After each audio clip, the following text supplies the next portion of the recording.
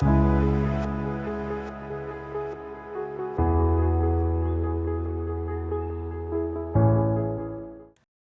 a todos. Nós somos a Raquel e o Francisco, trabalhamos na prática de direito tributário aqui no Tauil e Schecker associado ao Meir Brown.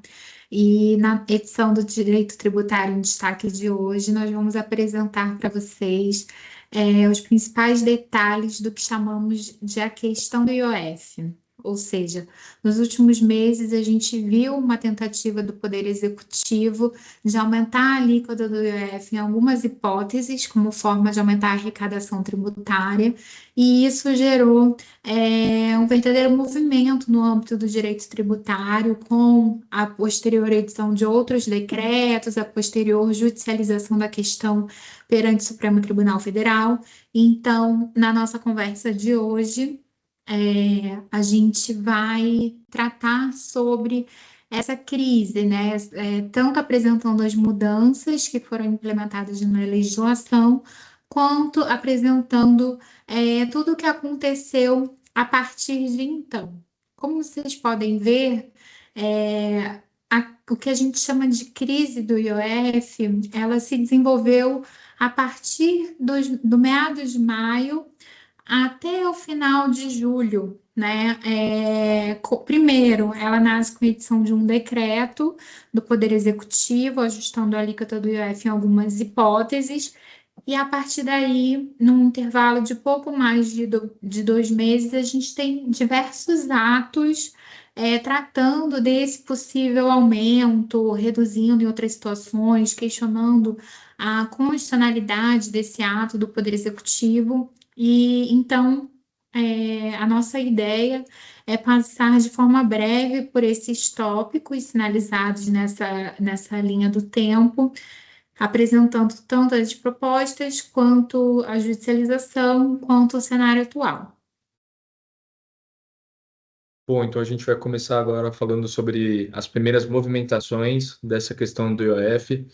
A primeira medida que foi tomada não foi o dos próprios decretos, mas sim foi a medida de equilíbrio fiscal da Receita Federal, em que nela já havia algumas descrições de quais seriam a tese do IOF seguro, do IOF crédito de empresa e o IOF câmbio, e anunciando, no geral, esses ajustes do IOF nesse primeiro relatório do segundo bimestre, para o segundo bimestre de 2025, tendo como principal objetivo justamente essa questão de harmonização da política fiscal com a política monetária e também a questão da expectativa de arrecadação deles, que seria de 20,5 bilhões em 2025 para 41 bilhões em 2026.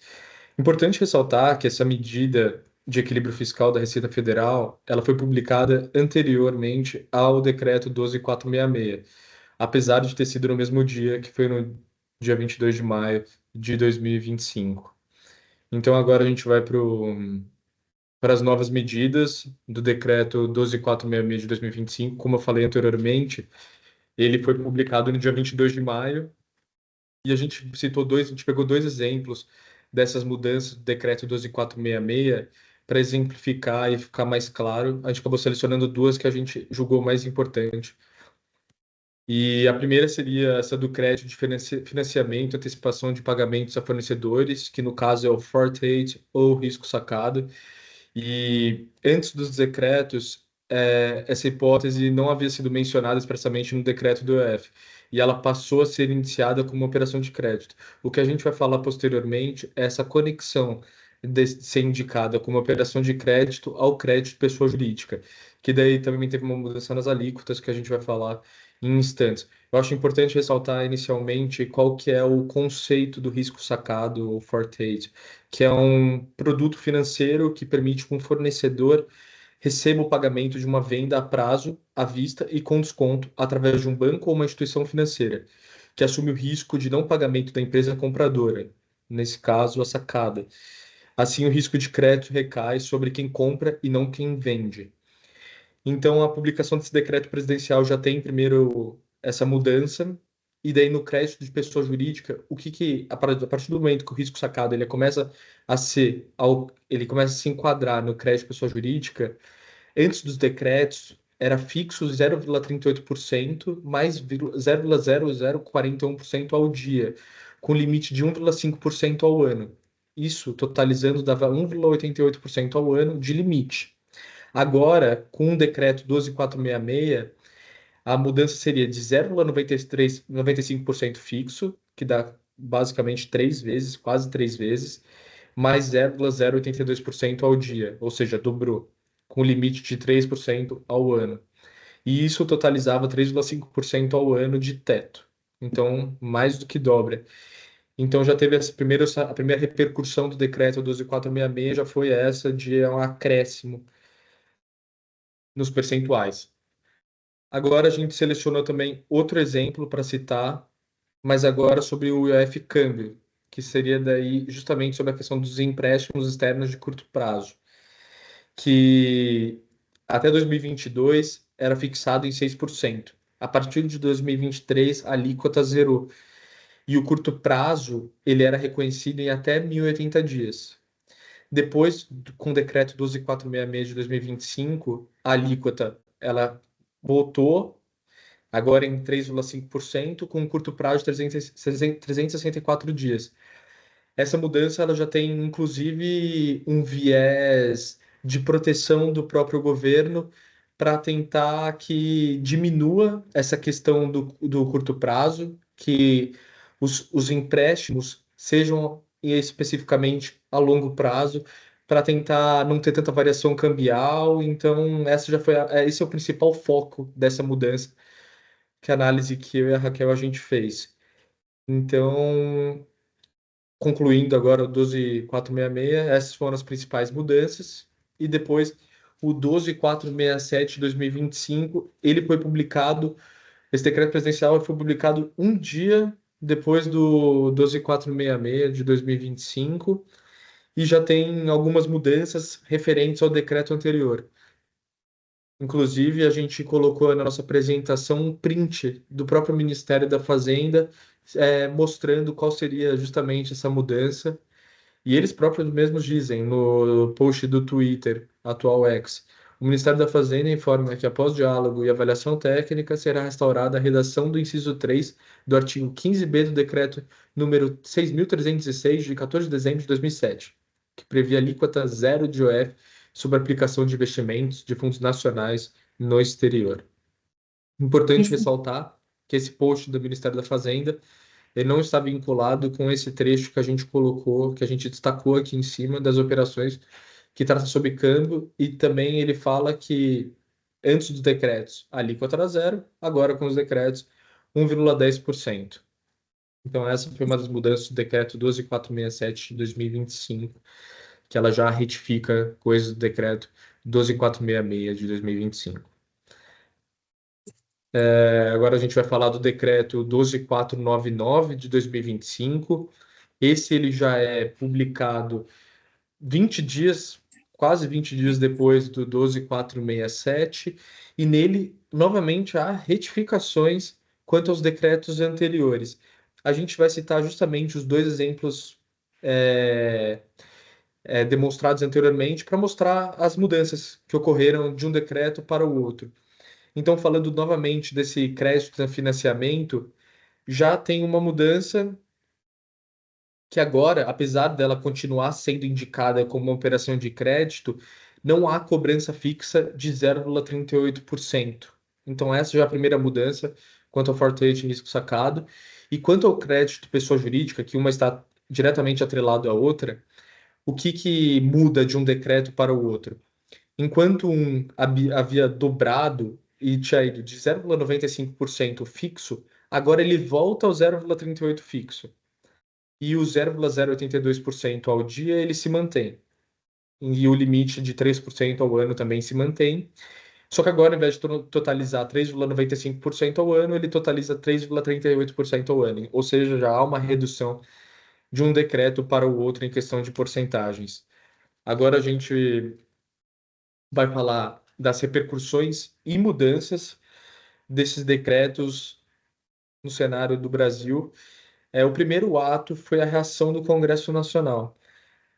No dia 25 de junho de 2025, o Congresso derrubou os decretos presidenciais com ampla maioria, sob a premissa de que o Executivo extrapolou os limites do artigo 153, parágrafo 1 da Constituição Federal, que ele fala sobre hipóteses de incidência e outros fatores, mas esse é o principal foco, que, tipo, que não poderia ter justamente essa mudança, esse afrontamento em relação ao artigo 153. Na Câmara dos Deputados, a votação funciona da seguinte forma: favoráveis à derrubada dos decretos, 383 deputados foram a favor, 98 foram desfavoráveis e 32 ausentes. Então, ampla maioria votou a favor da derrubada dos decretos presidenciais, e quanto ao Senado Federal, ele apenas, por votação simbólica, sem contagem, ele apenas acompanhou a votação majoritária que ocorreu na Câmara dos Deputados.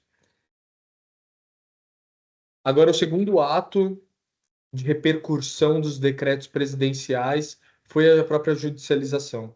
A primeira movimentação quanto aos decretos ocorreu antes mesmo do decreto 12499, que foi do dia 11 de junho, que foi a ADI 7827, ajuizada pelo Partido Liberal, que realmente ela destaca novamente essa questão do afronte ao artigo 153 da Constituição Federal. E posterior a isso, tivemos a ADI contra a ADI 7827, que ela foi ajuizada pelo Partido Socialismo e Liberdade, o PSOL. Então, essa ADI ela não é contra os decretos, ela é contra a ADI do Partido Liberal. Bom, o segundo ato, tratando agora sobre a judicialização, há três movimentos principais a serem destacados que ocorreram em decorrência dos decretos presidenciais. O primeiro foi a ADI número 7.827, ajuizada pelo Partido Liberal, PL, que ela tem como principal fundamentação justamente esse afronte ao artigo 153 da Constituição Federal. Posterior a isso, já no dia 27 de junho, tem a ADI 7839, ajuizada pelo Partido Socialismo e Liberdade, o PSOL, que ela está defendendo justamente os decretos presidenciais, indo contra a própria ADI 7827. E a última movimentação relevante é a ajuizada pela ADC, a Ação Direta de Constitucionalidade número 96, ajuizada pela própria AGU, que ocorreu no dia 1 de julho. Então já é uma movimentação mais tardia, ela ocorre muito próximo da decisão do ministro Alexandre de Moraes. Então essas três foram as principais movimentações em relação ao STF e aos próprios partidos e Câmara dos Deputados. Agora, em questão das fundamentações utilizadas, fundamentações utilizadas a favor da derrubada dos decretos é a exorbitância do poder regulamentar, desproporcionalidade, violação à legalidade, desvio de finalidade, que é a finalidade arrecadatória. Quanto a favor, a manter os decretos, o exercício da competência para modificações de alíquotas, as principais fundamentações são essas: aumento da arrecadação, efeito colateral, perdão, interpretações técnicas, não inovação legislativa e regulamentação do mercado. Essas são as principais fundamentações de ambos os lados quanto aos decretos, a favor e contra. Agora a gente vai seguir para a Bom, audiência de conciliações e decisões do STF, que a minha parceira Raquel vai continuar falando. Como o Francisco bem explicou, a gente viu aí um desenrolar complexo, né, seguido de vários atos, mas que, na verdade, a análise sob a perspectiva jurídica, ela é relativamente simples, né? De um lado, a gente tem essa competência do chefe do Poder Executivo de modificar as alíquotas de alguns tributos, que são tributos de natureza mais extrafiscal, né, como o IOF, o Imposto de Importação. Então, o artigo 153, parágrafo 1º da Constituição, ele outorga essa competência ao Poder Executivo para, via decreto, modificar as alíquotas, justamente reconhecendo esse papel extrafiscal, essa necessidade de interferência em algumas situações de maneira rápida na economia, né? Então, de um lado está esse dispositivo e esse poder. E do outro lado está a análise desses decretos que o Francisco mencionou, que aumentaram as alíquotas do EF, questionando se eles de fato aumentaram apenas as alíquotas, se eles de fato tinham esse interesse extrafiscal ou se eles tinham um interesse fiscal por detrás, né, dessa roupagem. Então, apesar de a gente ter visto nesses últimos meses, desde maio, vários atos, a discussão jurídica ela é relativamente simples. A gente está olhando para esses dois polos, né? Pois bem, com a judicialização, com a provocação do Supremo Tribunal Federal por meio das ADIs e da ADC, o primeiro ato relevante foi uma decisão cautelar. É interessante mencionar que isso tudo ainda aconteceu durante o recesso do Judiciário, durante as férias do Supremo Tribunal Federal. Então, essa decisão cautelar, ela foi uma decisão monocrática, justamente em razão do recesso do Supremo Tribunal Federal.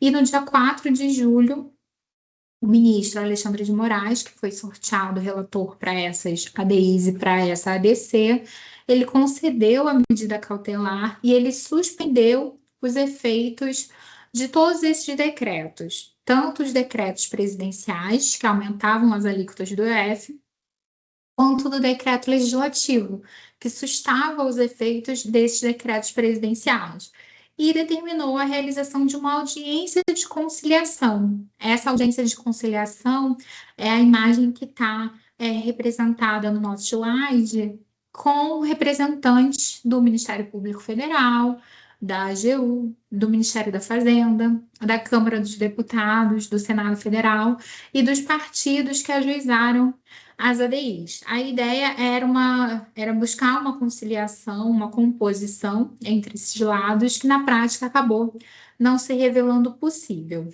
Então, no dia seguinte a essa audiência, diante da ausência de conciliação e de composição entre as partes, o ministro relator Alexandre de Moraes ele proferiu uma segunda decisão monocrática ainda durante o recesso do Supremo Tribunal Federal de julho, no dia 16. Nessa decisão, ele determina o retorno da eficácia do último decreto presidencial, o decreto 12499, que foi o decreto que consolidou, de alguma maneira, as medidas de aumento de alíquotas dos dois primeiros decretos, com os pontos que o governo acabou cedendo em relação ao aumento da tributação após a repercussão, né? A gente sabe, a gente viu que essa questão do IOF, ela ocupou as páginas dos jornais, ela realmente mobilizou, e aí esse decreto 12499 foi o decreto que consolidou essas modificações.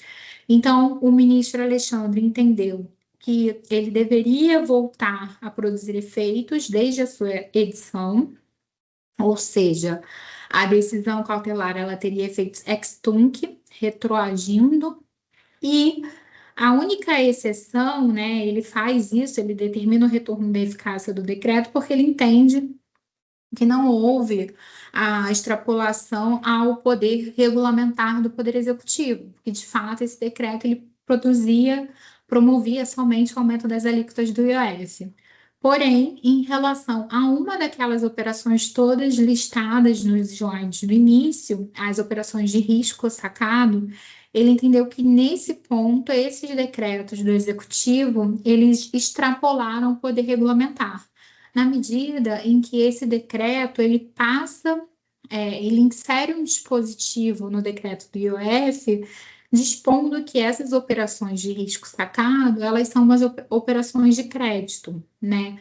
Esse dispositivo tratava sobre a natureza dessas operações. E na medida em que ele equipara essas operações a uma operação de crédito, passa a haver a incidência do IOF numa operação que até então, antes desse decreto, não era tributada pelo IOF. Então, nesse ponto, o ministro Alexandre de Moraes entendeu que houve sim a extrapolação do poder regulamentar, porque houve a criação de uma nova hipótese de incidência do IOF. E aí houve um último movimento em relação à eficácia dessa decisão cautelar, porque criou-se então uma certa insegurança jurídica na medida em que essa decisão cautelar ela determinou que esse decreto produzisse efeitos desde o início. E aí, mais uma vez, né, houve uma movimentação perante o Supremo, né, houve um pedido de reconsideração, e aí o ministro Alexandre ele proferiu mais uma decisão, dessa vez atribuindo efeitos ex nunc a essa decisão, ao reestabelecimento do decreto presidencial. O que podemos concluir? Então, na conversa de hoje, a gente quis trazer esses pontos da mudança, porque a gente acompanhou também e a gente sabe o quanto isso mobilizou tanto as empresas quanto as pessoas que atuam na área tributária com essa movimentação, né? A questão de um dia para o outro, a gente ter esse aumento de alíquotas, a própria questão da volatilidade do Poder Executivo, na medida em que percebeu a repercussão nacional, a questão de imediatamente após a edição dos decretos chegar ao Supremo essas ações diretas de inconstitucionalidade e ação direta de constitucionalidade. Então, a gente sabe que esse foi um tema que mobilizou a parte tributária desde maio, né? E o que nós podemos concluir? A gente sempre gosta de fechar essas conversas com um alinhamento, né, do que aconteceu e dos próximos passos. Bom, apesar dessas medidas cautelares, da última decisão da medida cautelar, ela ainda não ter sido referendada pelo plenário, o que também eu acredito que tenha demorado em razão do período em que ela foi proferida durante o recesso do judiciário, né, de julho. Apesar disso ainda não ter sido referendado pelo plenário, a gente entende que o tema ele se estabilizou, né? Então fica aqui uma experiência principalmente em relação a esse poder de aumento de alíquotas. Porque como o IOF ele é um tributo considerado, né, principalmente extrafiscal, é da natureza do IOF e desses outros tributos essa possibilidade de aumento de alíquotas sem o respeito à anterioridade, né, via decreto. Então, fica aqui um belo exemplo da jurisprudência sobre quais são os limites para essa atuação. Se realmente essa atuação se referir ao aumento de alíquotas, a tendência, né, o que esse assunto nos mostra é que esse aumento, esse decreto, ele vai ser respeitado e ele vai ser preservado. Mas, de outro lado, se dentro desse decreto, ou dentro dessa roupagem de aumento de alíquotas, houver uma mudança, ocorrer uma mudança no sistema tributário, seja com uma hipótese de incidência nova, seja com alguma outra limitação indevida, ou alguma medida mais expansiva em relação à tributação, fora o aumento de alíquotas, nos parece que há uma tendência, né, do judiciário, quando provocado, a realmente limitar esses efeitos pela interpretação feita do artigo 153, parágrafo 1º da Constituição Federal. Então, embora a gente entenda que esse tema está caminhando, né, para uma estabilização, é claro que pode ter alguma empresa que tenha tido algum problema com o IOF nesse intervalo, enquanto a questão ainda não estava estabilizada. E se for o caso, né, nós estamos aqui à disposição para conversar e analisar melhor a questão. Muito obrigada e até a próxima edição.